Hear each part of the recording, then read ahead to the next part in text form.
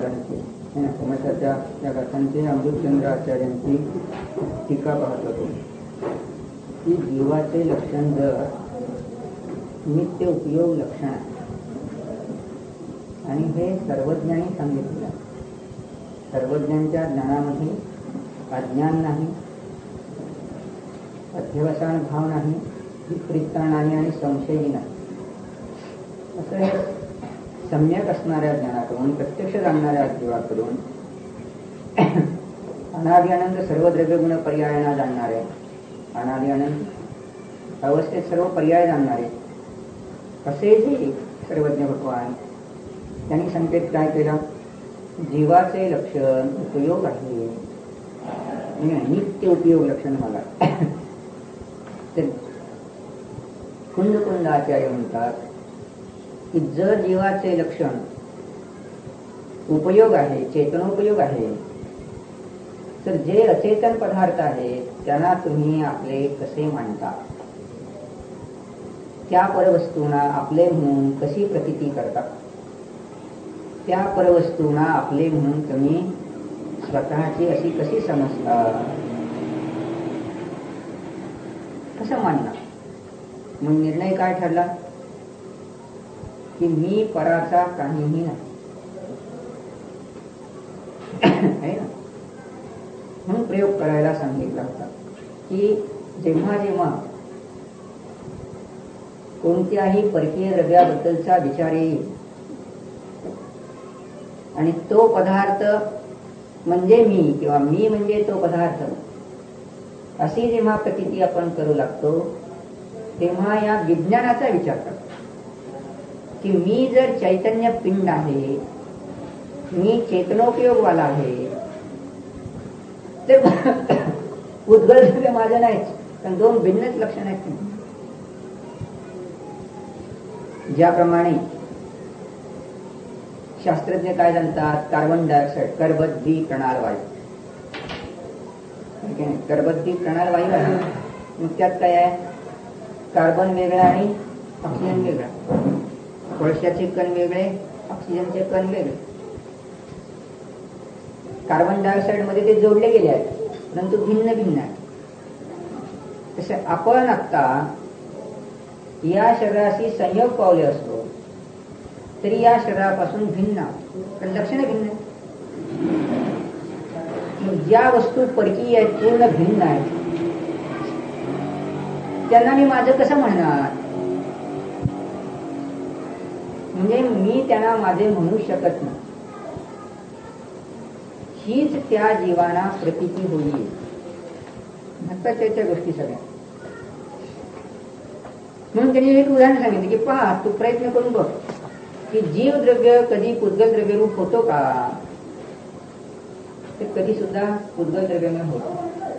पुद्गल द्रव्य कधी जीव रूप होते का? तर होत नाही.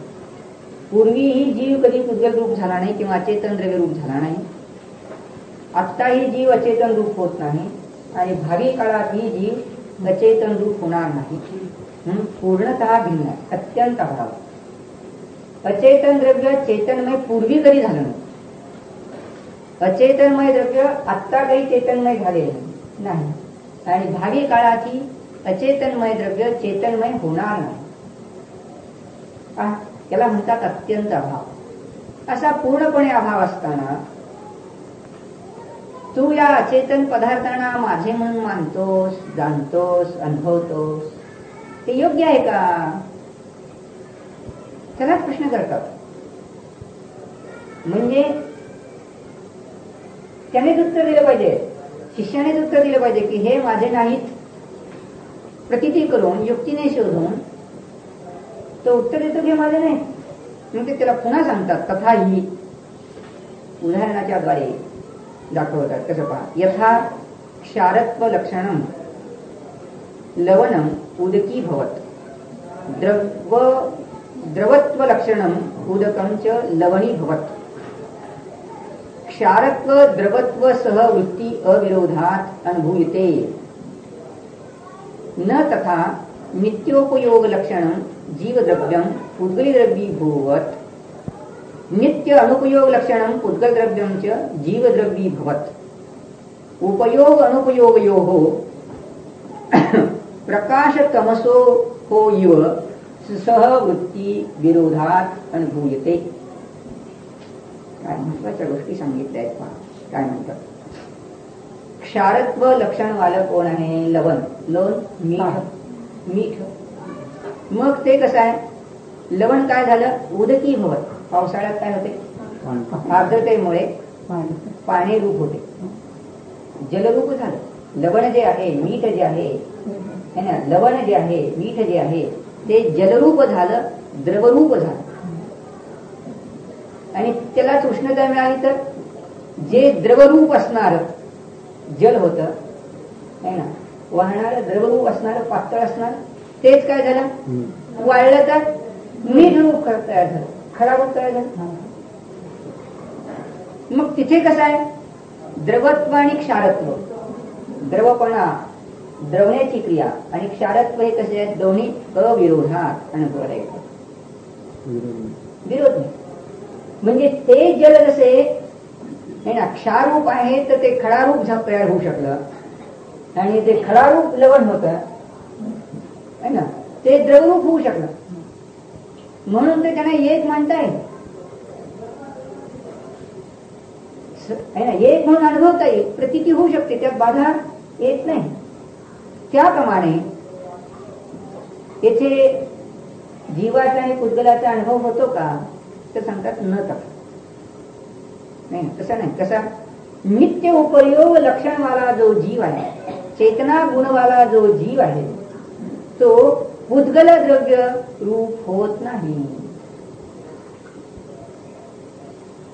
किंवा नित्य अनुपयोग लक्षण म्हणजे अचेतनवाला जो आहे, असं कोण? अचेतन असणार पुद्गल द्रव्य, अकाल द्रव्य, धर्मद्रव्य, अधर्मद्रव्य, कालद्रव्य, हे अचेतन असणारी द्रव्ये जी आहेत ती कधी जीवद्रव्य रूप झाली नाहीत. का झाली नाहीत?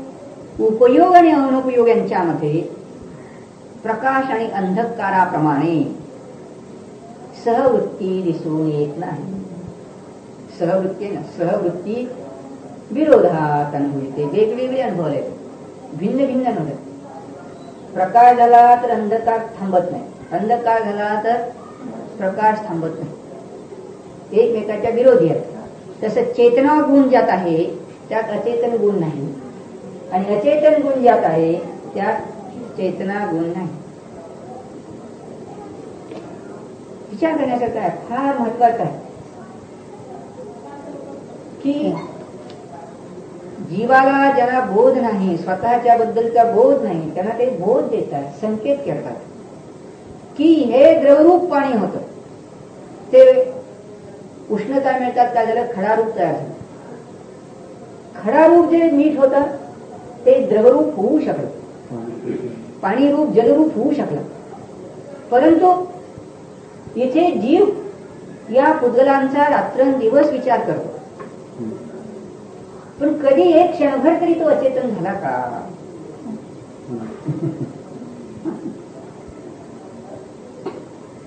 या अचेतन पदार्थाबद्दल जास्तीत जास्त विचार करून, जास्तीत जास्त ममत्व भाव करून, विकृत भाव करून, संज्ञे पंचेंद्रिय असेल तर संज्ञे पंचेंद्रियाची अवस्था जी होती, जरा विशेष ज्ञानाचा क्षेपक्षम होता, ती अवस्था सोडून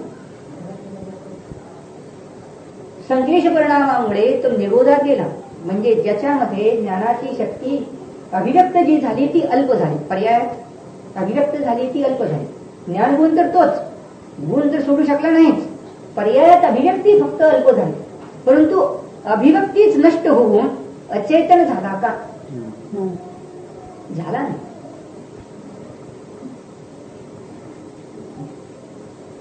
मग जर झाला नाही तर जीवा पुद्गल धन संपत्ती असेल तर मी जगून राहील असे भाव का करतोस? काय विचार? गृहस्थी जीवाला एखाद्या वेळेस वस्त्राधिक पाहिजे असते तर त्याच्या वस्त्राला आपलं म्हणून मानत असेल, आणि मुनी होणी जर त्या कमंडलूला रंगला असेल, किंचित रंगला असेल, तर त्यालाही विचारलं की तू त्यात काय एकरूपता करतो, आहेत का तुझं चिन्ह आहे का? तुम्ही पहा, शांतीसागर महाराजांचा उपदेश शेवटचा जो आहे त्यात त्यांनी विचार, जीवाचं लक्षण ज्ञान आहे, उद्गलाचं लक्षण स्पर्शरसगंधवर्ण आहे, दोन्हींची लक्षणं भिन्न भिन्न आहेत, पण जाणणारे आणि मानणारे किती आहेत?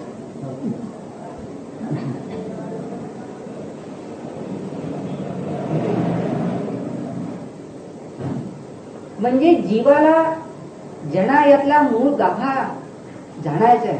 त्याने प्रेरणा नाही का दिली आचार्याने की बाबांनो लक्षणं जाणा, लक्षणाच्या द्वारेच तुम्हाला भिन्नत्व करता येईल.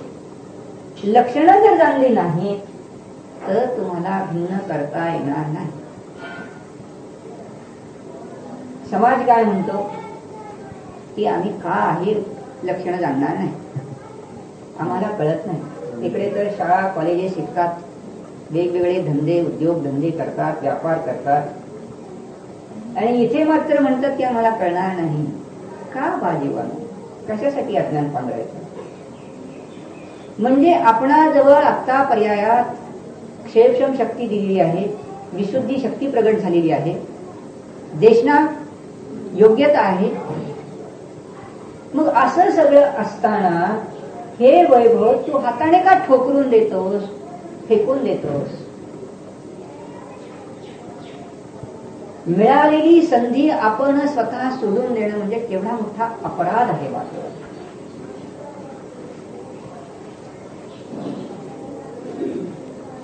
कळणार नाही असं काय आहे? 6 जातीचीच द्रव्य आहे. अवकाश देतं ते आकाश, जागा देतं ते आकाश, जाणणारा जीव, स्पर्श रसगंध वर्णवाला पुद्गल, 3 तर झाले. परिवर्तनाला निमित्त पडणारं कालद्रव्य, जाण्या येण्याला निमित्त पडणारं धर्मद्रव्य, आणि स्थितीला निमित्त पडणारं अधर्मद्रव्य. 6 जातीची द्रव्य झाली. लक्षणं जर आम्ही जाणली तर या बाकीच्या द्रव्यातून आमचं द्रव्य वेगळं करता येते की दुसरे जीव आपल्यासाठी आहेत, पण आमचे आणि त्यांचे प्रदेश एक कुठे आहेत? आमचा गुणमय पिंड आणि त्यांचा गुणमय पिंड आमच्याशी एकरूप झाला का? झाला असेल तर म्हणा. माता मुलांना छातीशी घेऊन कवटाळते, परंतु मुलाचा एक तरी गुण मातेत शिरला का? मातेचा एक तरी गुण मुलामध्ये शिरू शकला का? एक पर्याय सुद्धा मुलात शिरत नाही, आणि मुलाची एक पर्याय देखील मातेत येत नाही. ती कवटाळते, एकरूप होऊ इच्छिते, पण प्रतिथीला काय येत आहे ते भिन्न आहे. म्हणजे जसे बाहेरचे जीव दुसरे आहेत त्यांना आम्ही कितीही कवटाळू म्हटले, एकरूप होऊ म्हटले तर एकरूप होता येत नाही. मग या 6 जातीच्या द्रव्यातून आपलं द्रव्य तेवढं ज्ञानाने काढायचंय. आहे तर वेगळंच आहे, ज्ञानाने विचारात घ्यायचंय. एक काम त्यात आणखी दुसरं काम करायचं. एक तर ही स्थूल दृष्टी झाली, स्थूल भेदविज्ञान झालं. आणखी सूक्ष्म भेदविज्ञान करायचं म्हणजे असं आहे की आमच्या होणाऱ्या समयाला पर्याय जे आहेत, अवस्था ज्या आहेत, गुणमय पिंड आणि समयाला होणाऱ्या अवस्था पर्याय यांच्यात भेद विज्ञान करायचं. अशुद्ध पर्याय असो, एक देश शुद्ध पर्याय असो की पूर्ण शुद्ध पर्याय असो, याच्यातही भेद विज्ञान करायचं आहे असं ते विचारतात. तुमचं डोकं तर खोकं नाही ना महाराज, इथं उपयोग अनुपयोग लिहिलाय, आणि मग आमच्या चेतनेच्या पर्याय चेतनोपयोग राहणार नाहीत काय? तुम्ही तिथं भेद कसं करायला लागला बरं?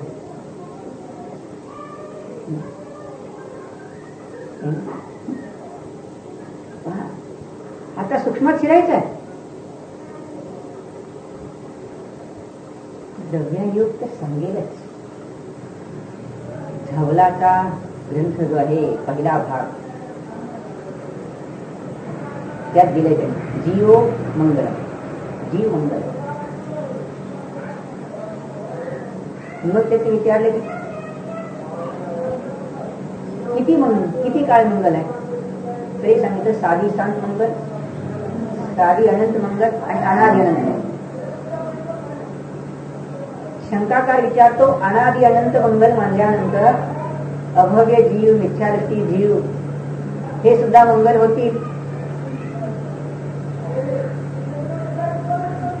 तर आचार्याने उत्तर दिलं इष्टत्वा, आम्हाला इष्ट आहे, मान्य आहे, उपयोगी आहे. कर्णानुगाते शास्त्र कर्मशास्त्र उत्तर देत आहे, मान्य आहे म्हणतात. मग इथेही तो अनादिनंतर मंगल सांगतात. मग तिथे शंका उठवली आहे धवलाच्या पहिल्या पुस्तकात की मिथ्यात्वीला सुद्धा, मिथ्या पर्यायाला सुद्धा मंगल मानावं लागेल.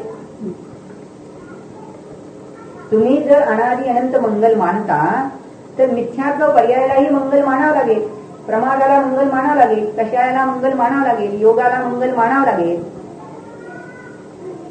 मिथ्यात्वाचा संकेत उठवलाय, त्यात सगळे आले. तर तिथे उत्तर दिले की मिथ्यात्वात जीवत पण आहे. काय सुंदर उत्तर दिलं आहे ना. काय म्हणू लागलो मी, जो समयकाळ म्हणतोय तिथे तो धवला म्हणतोय तिथे. आचार्य जेव्हा म्हणतात या जीवत्व शक्तीत मंगल आहे, हे अनादि अनंत मंगल आहे ना, अनादि अनंत मंगल.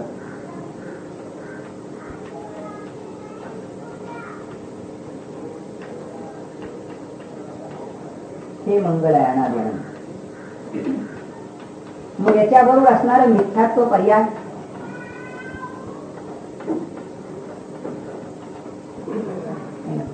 या जीवद्रव्याची मिथ्यात्व पर्याय आहे, या जीवाची ही जीवत्व शक्ती आहे. तर या मिथ्यात्वात तो म्हणतो की मंगलपणा येईल. तर ते म्हणतात या मिथ्यात्वात जीवत्व नाही.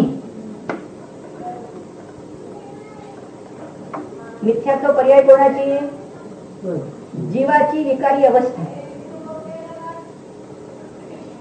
भव्यत्व भव्यत्व जीवाची विकारी अवस्था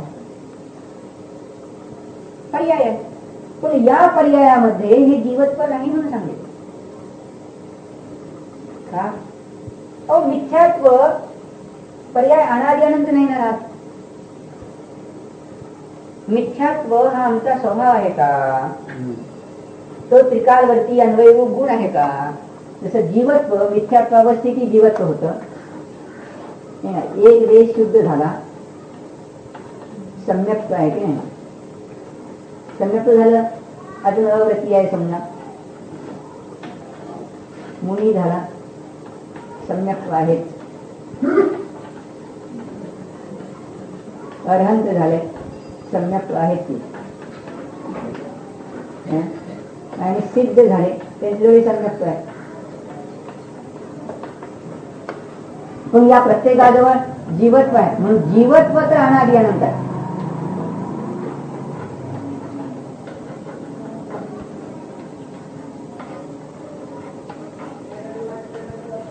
जीवत्व तर अनादि अनंत आहे, पण या पर्यायात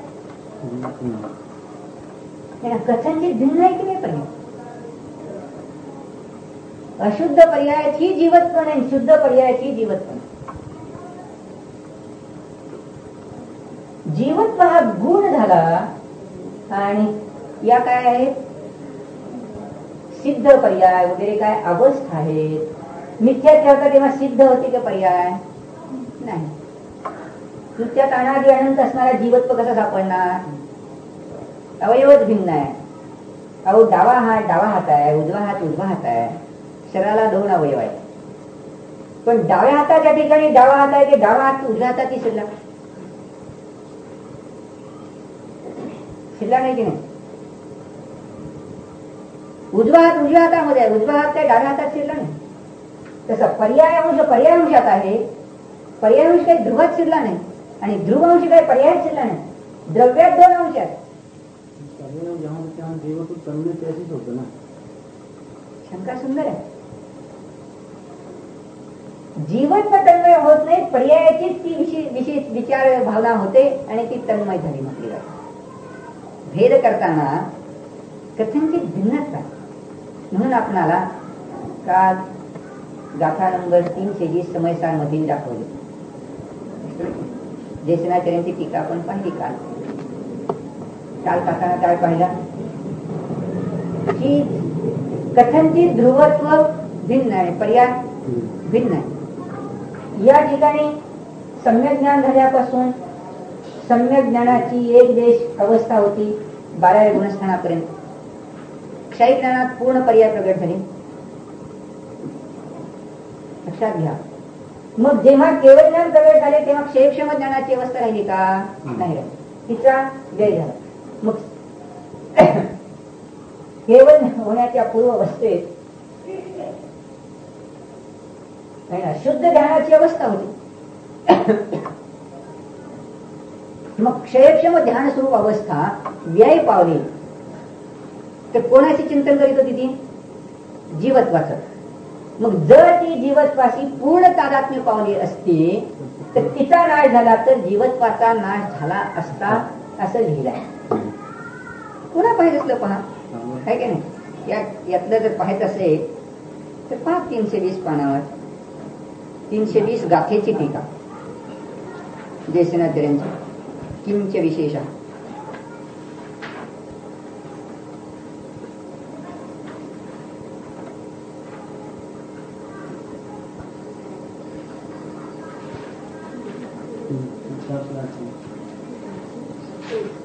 तुमच्यातलं पान बघा 408 पानावरच्या तिथे टीका आहे बघा. आगम भाषेने सततच परिणमनम आगम भाषा औपशमिक क्षायोपशमिक क्षायिक भावत्रयम भन्यते. आगम भाषेने त्याला काय म्हणलं? उपशम सम्यक झालं किंवा क्षेपशम सम्यक झालं किंवा क्षयिक सम्यक झालं. अध्यात्म भाषेने त्याला काय म्हटलं जातं? अध्यात्म भाषिया पुन्हा शुद्धात्मक परिणाम हा शुद्धोपयोगा इत्यादी पर्याय संज्ञान लभते.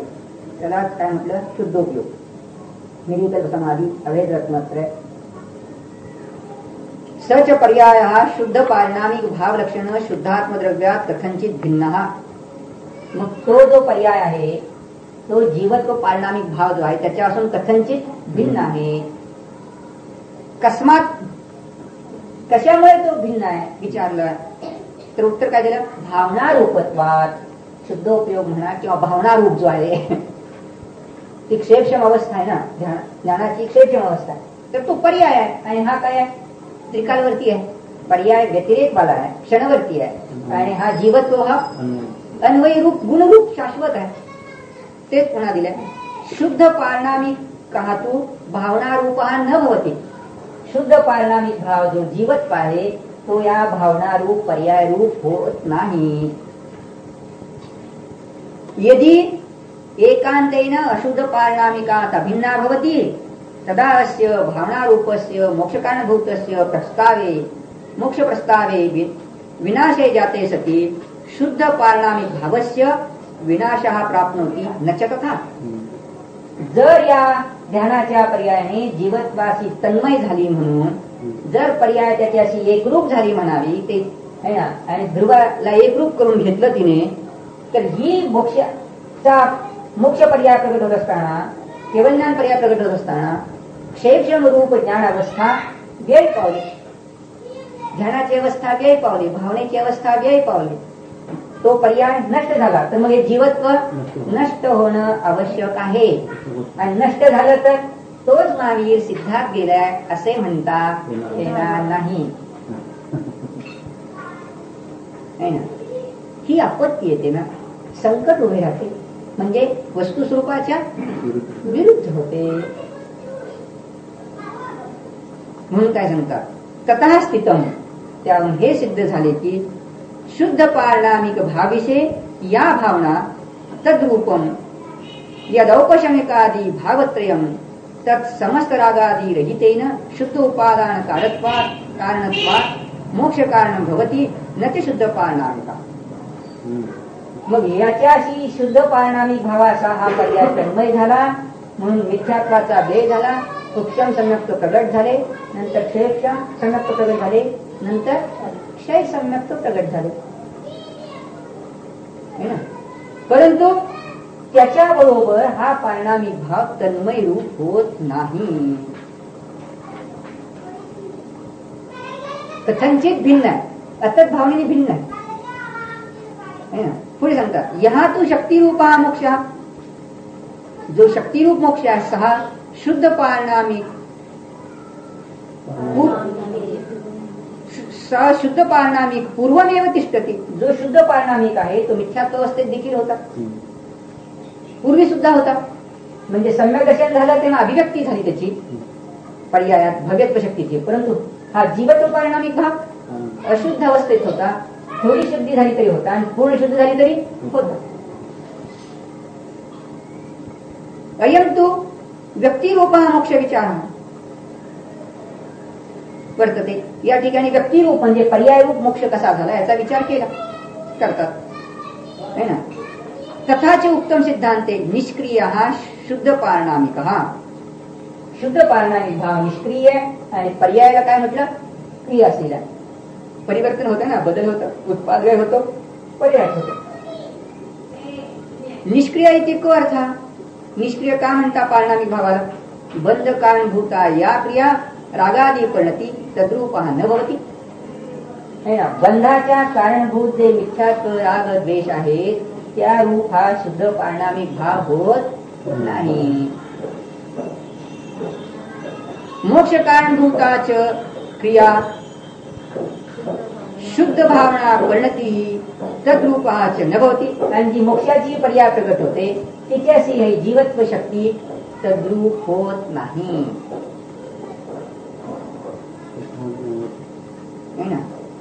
ततः न्यायते. त्यावरून हे सिद्ध होते की शुद्ध पारिणामिक भाव हा ध्येयरूपा भवती, ध्यानरूपा न भवती. शुद्ध पारिणामिक भाव आत्मानुभूतीचा विषय होतो, ध्यानाचा विषय होतो, ध्येय रूप विषय रूप होतो. ध्येय म्हणजे विषय रूप होतो, परंतु ध्यान रूप पर्याय रूप होत नाही. कथांची भिन्नता, गुण हे आणि पर्याय हे भिन्न भिन्न आहे ना. गुणा नाही अंश म्हणून पर्याय म्हटले जाते ती गोष्ट वेगळी आहे. तिथे पर्यायाचा अर्थ अंश केला आणि पर्याय येथे जो अर्थ दिला व्यतिरेक वाले समयवर्ती. मग गुण आणि पर्याय कथांचित भिन्न आहे. ते जाऊ द्या, तिथलं नाही समजलं आपल्याला. आंबा घ्या की आपला रोज खायचा आहे.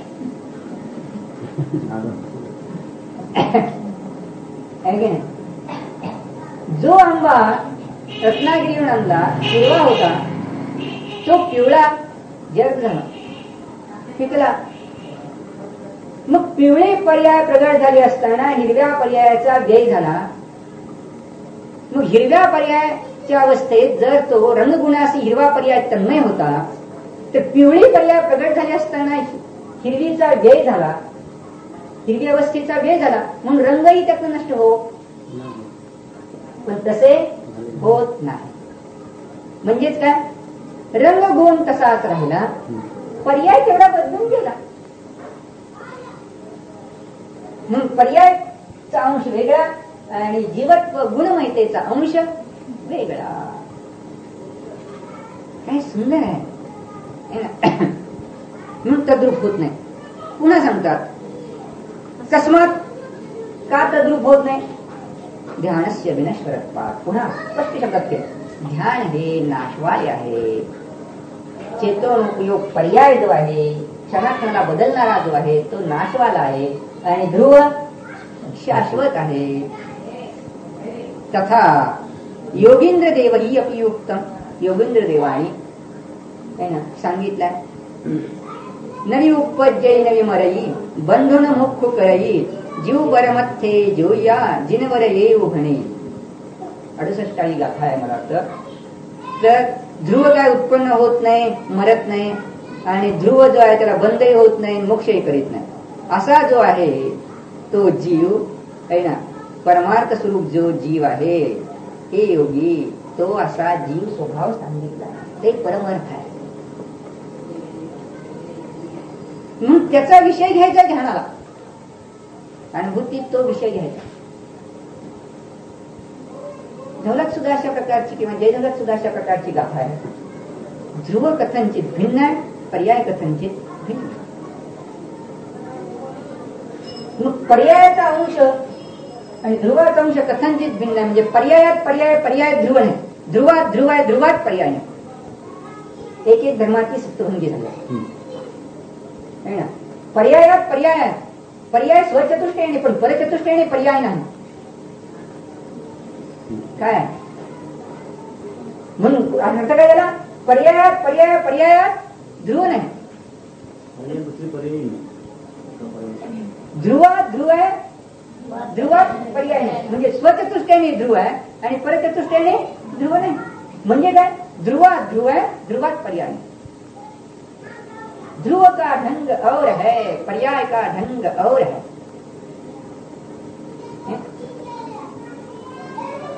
काय विचार करा. मग या दृष्टीने जेव्हा आम्ही विचार करतो तेव्हा पहा, मतिज्ञान हे आमचं शाश्वत लक्षण आहे का?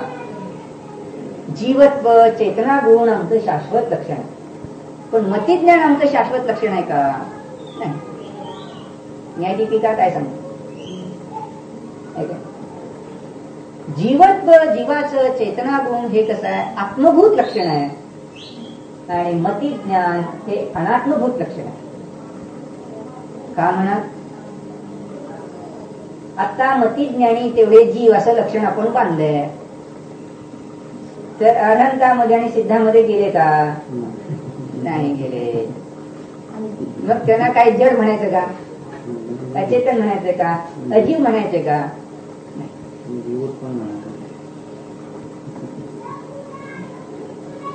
सुंदर विचार आहे.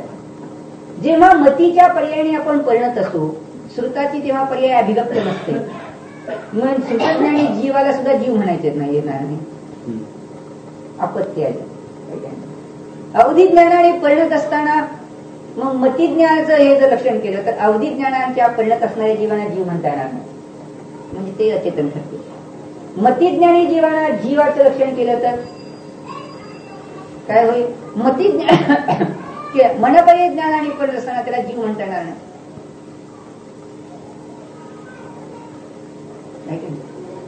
होत म्हणजेच मतिज्ञान पर्याय हे जीवाचं शाश्वत लक्षण नाही. तसेच श्रुतज्ञानावर लावून श्रुतज्ञानाने पर्यायाने परिणत आहोत तेव्हा मतिज्ञान पर्याय अभिव्यक्त नाही, म्हणून त्यांना जीव म्हणता येणार नाही. मनपर्य ज्ञाने किंवा अवधिज्ञाने जीव म्हणता येणार नाही, केवळ ज्ञानीना जीव म्हणता येणार नाही. म्हणजे जीवाचं लक्षण सगळ्यात जात नाही. श्रुतज्ञान ही पर्याय म्हणजे जीवाचं लक्षण म्हटलंय तर ते सगळ्यात जात नाही, म्हणजे ते लक्षण आपलं शाश्वत नाही. म्हणून ते अनात्मा आहे. चेतना गुण आणि ह्या पर्याय बसत नाही. ते अवधिज्ञाने करावे जीवाचं लक्षण, तर आपल्याला आता अवधिज्ञान नाही, म्हणजे आपण सगळे जड झालो. मग चालेल का? म्हणाला आम्ही जीव आहे, मग जीव आहे तर जीवाचं जीवत्व हे लक्षण शाश्वत आहे. चेतना गुण हे शाश्वत लक्षण आहे आणि पर्याय हे त्याचं शाश्वत लक्षण आहे. मतीची पर्यायी शाश्वत लक्षण नाही, अवधिज्ञानाची पर्यायी शाश्वत लक्षण नाही, श्रुतज्ञानाची पर्यायी शाश्वत लक्षण नाही, मनपर्य ज्ञानाची पर्यायी शाश्वत लक्षण नाही. मनपर्य ज्ञानीने जीव म्हटले तर सिद्ध किंवा केवली आहेत त्यांना जीव म्हणता येणार नाही, आपल्याला जीव म्हणता येणार नाही. जनजळ मनपर्य ज्ञान नाही, सगळ्यांना अचेतन म्हणावं लागेल, आपत्ती येते की नाही. म्हणून पर्याय हे जीवाचं शाश्वत लक्षण नाही. केवळ ज्ञान पर्याय जीव म्हटले तर बाकी सगळे हे छद्मस्त जीव अचेतन म्हणावं लागतील. मग तसं झालं का? नाही. मग जे त्याचं शाश्वत लक्षण आहे ना ते घ्या. मग कोण जीवत्व किंवा चेतन उपयोग हे आपलं लक्षण बरोबर आहे. मग तो मी आहे आणि बाकी पर्याय आणि परद्रव्ये, परगुण, परपर्याय हे सगळे कसे आहेत? भिन्न आहेत. मग ते कसे आहेत? अनुपयोग लक्षणात गेले. चेतने चेतना आहे आणि चेतनेच्या पर्यायात चेतना नाही. आणि चेतन द्रव्यात तर चेतना गुणही नाही, चेतना पर्यायही नाही. कारण काय? सवृत्ती विरोधा अनुभव येतो. म्हणून त्याने उदाहरण दिलं आहे ना, प्रकाश आणि अंधकार एकत्र राहत नाही. तसं चेतना शाश्वत गुण आहे ना, त्याच्यामध्ये चेतन पर्यायी येत नाही, परद्रव्य तर येत नाहीच. म्हणजे चेतन पर्यायाला अनुपयोग लक्षणवादी म्हटलं. चेतन अवस्थेला काय सांगितलं? अनुपयोग. हे जर चेतन, तर चेतना पर्याय जो आहे समयासमयाला त्याला म्हटलं अचेतन. मग तुम्हाला सांगते म्हणावं का महाराज, तुम्ही सगळंच अचेतन करून टाकलं. केवळ ज्ञान पर्यायाला अचेतन केलं, मतीलाही अचेतन, श्रुताला पर्यायाला अचेतन, अवधी पर्यायालाही अचेतन, अवधी ज्ञान पर्यायाला, मनपर्यंत ज्ञानाला अचेतन, कुमती कुसुत कुअवधी सुद्धा अचेतना टाकून गेले. कारण चेतना म्हणजे आम्ही, तर बाकी सगळे अचेतना. असं भेद विज्ञान करायचं. हे सुंदर काय. केवळ ज्ञानाच्या पर्यायाला सुद्धा तीच झाडची पत्ती. ध्रुव तर जड आहे ना, ध्रुव जाणत नाही, पर्याय जाणतो. चेतन कसे पर्याय? चेतन मला गुणाला म्हणलं चेतन, मग चेतना याला म्हटलं तर त्या पर्यायाला म्हणायचं चेतनेहून भिन्न म्हणून अचेतन, चेतनेहून भिन्न म्हणून अजीव, म्हणून पुद्गला ढकललं. केवळ ज्ञान पर्याय देखील अनात्मा म्हणून ढकलून टाकलं तिकडे. मग म्हणा सांख्य आणि तुम्ही एक झाला नाही.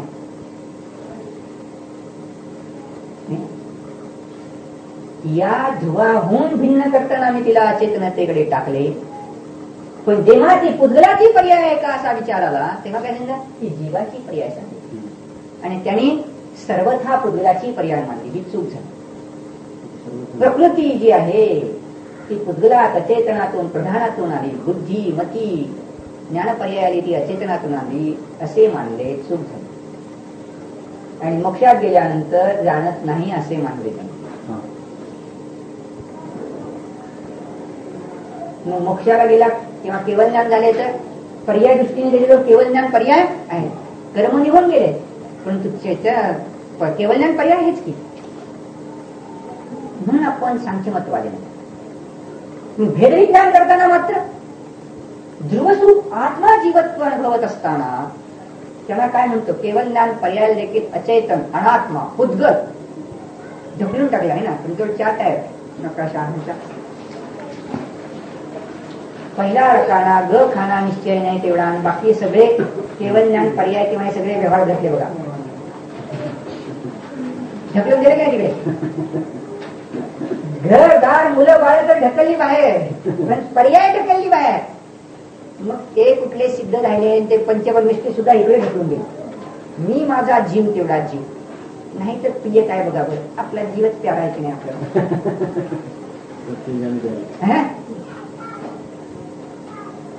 आपल्या बरोबर जे सतत राहते ते आपले, आपल्या बरोबर जे सतत राहत नाही ते पराये. मग जीवत्व शक्ती जी आहे, शाश्वत शुद्धत्व जे आहे ते आमचे आहे आणि बाकी सर्व भिन्न. हे भेद विज्ञान. म्हणून शुभ भाव, अशुभ भाव, राग भाव, प्रमाद भाव हे सगळे काय काय अचेतना ढकल. काय म्हणतात? असं जर तू भेद विज्ञान कर आणि काय कर म्हणतात? तत् सर्वथा प्रसिद्ध विभुज्य स्वद्रव्यम मम इति अनुभव. सर्वथा प्रसिद्ध. अरे प्रसन्न हो जीवा, तुझं स्वतःच हे शाश्वत चैतन्य शुद्ध आहे. तू चेतन गुणवाला आहेस, ज्ञानानंद स्वभावाला आहेस आणि हे तुझं स्वरूप आहे. आणि हे तुझं स्वरूप आहे ते घे, प्रसन्न हो, विभूत्य जाणून काय कर? स्वद्रव्यम मम इति अनुभव. स्वद्रव्याला वाजून जाण भाऊ. पर्याय आणि परत ढकलून दे तिकडे. अज्ञानी काय करतो, या असं दूर प्रवाहाला माझं म्हणून अनुभवतो किंवा या पर्यायाला माझं म्हणून अनुभवतो आणि ध्रुवाला आपलं म्हणून अनुभवत नाही. ही मोठी चूक झाली.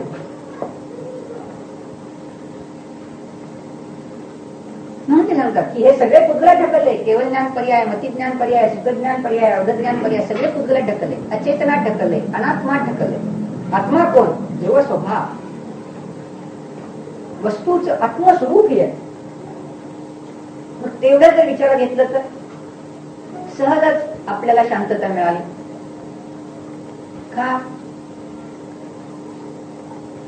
का शांतता मिळाली? उलट प्रयोग करून बघा की आमच्या जवळ केवळ ज्ञान पर्याय नाही. केवळ ज्ञान पर्याय कधी येईल, कधी येईल विचार केला तर कधी येईल? काळजी लागली की नाही? पूर्वी म्हणत होता पैसे कधी मिळतील, पैसे कधी मिळतील. आता काय म्हणाले, पैसे मिळते सगळं सोडलं महाराज, पुण्य पापी सोडलं की आता केवढं केवळ ज्ञान पर्याय कधी येईल बघा, तेवढीच काळजी लागली. आणि त्या काळजीपोटी म्हणाले कसं तरी होतंय चित्त, म्हणजे घबराट, घाबरून गेलो आहे. मग गेले डॉक्टरकडे, काय झालं? हाय ब्लड प्रेशर झाले म्हणाले. काय काळजी आहे तुम्हाला? पैशाची काळजी आहे का? नाही म्हणले, करोडपती आहे. मग बायकोची काळजी आहे का? अहो काय जगातली एक करोडात एक देखणी अशी बायको आहे आणि सक्सील तर इतकी आहे की हा सीते होणी सक्सील आहे. कितीही कष्ट पडले तरी ती माझीच आहे ना, चांगले होईल अशी भावना करणारी आहे. सीते नाही का, सीतेला रानात टाकलं होतं ना, तिने काय सांगितलं? रामाला निरोप काय दिला? धर्म सुटू नको. तिने हे सांगितलं नाही की मी जंगलात पडले, त्रासात आहे, हे नाही सांगितलं. धर्म सुटू नको, आपला स्वभाव आहे तो विचारात राहू दे सतत. म्हणजे केवढी प्रिय आहे ती, आहे ना.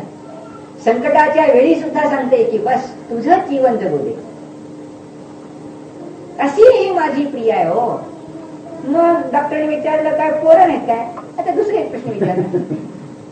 म्हणाले पोरं तर म्हणाले गोंडस होतात सगळे, जणू काही तीर्थंकर जन्माला आलेत म्हणाले सगळे. इतके समचतुष्ट संस्थान वाले आहेत, सुंदर बांधा घरी आहे, रूपानं तर इतकी सुंदर रूपवान आहेत की हा. मग ऐकत नाहीत का मुलं? नाही म्हणाले, सगळे अगदी अज्ञाधारक आहेत. अरे म्हणे इतकं भाग्य मिळालंय तर म्हणे दुःख कशी झालं तुला? का काळजी काय लागली? ते काय काळजी नाही, बंगला गाडी म्हणे सगळं भरपूर आहे. मग काळजी एकच काळजी आहे. काय काळजी आहे? म्हणले मोक्षाला कधी जाईन, केवढी कधी होईल एवढी काळजी आहे, दुसरी काळजी नाही. की नाही काळजी लागते की नाही बघा तुम्ही. कधी मुनी होईन, कधी त्यागी होईन, काळजीत घे. कधी पूर्ण वितराग होईन, काळजीत. लोक तर विचारणार तोचून, तुम्ही रागावला महाराज, तुम्ही क्रोध केला महाराज, आता काय बटन तर दाबून जाते. आमच्या दिवशी रागवला, आमच्या वेळेला रागवला, असं केलं तुम्ही, चूक झाली. म्हणजे विचार पर्यायाकडे गेला की चक्रावून जाते डोके. काय नाही काय म्हणाल, मग आपल्याजवळ त्या मुनीसारखं नाही की चतुर्थ काळात म्हणून होते, किती शांत, धीर, गंभीर, शांत केवढे होते. गणधर बाबा कसे होते, सुंदर. आणि आपण तर अवघड उगीच. चूक आहे ती पर्यायाची स्वीकृती तर आहे. आपल्याला ती काही भिकारी भावना करायची नाही. अपराध तर होतोय, चूक तर झाली आहे, मग आम्हालाही नको आहे. मग म्हणाले काय करा? भगवान सांगतात ध्रुवाचं चिंतन करा. नाही म्हणाले बाहेरून काय चिंतन करू का? नाही म्हणजे तुम्ही आम्हाला 20 लाख द्या. म्हणजे मागणी आली, पहा निदान सुरू झालं. भगवत त्याराने दिलंय की मला चांगलं शरीर मिळू दे, मला आमची पर्याय मिळू दे, निदान म्हटलंय दुसऱ्या भागात.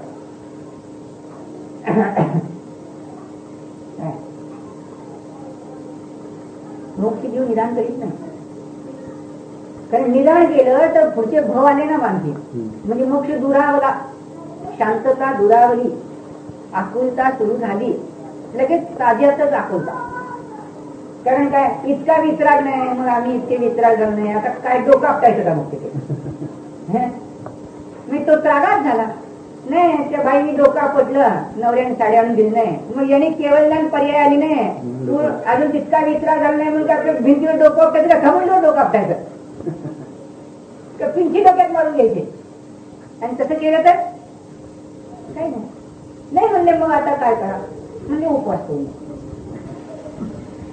उपवास करून बसला तरी तो त्रासच झाला.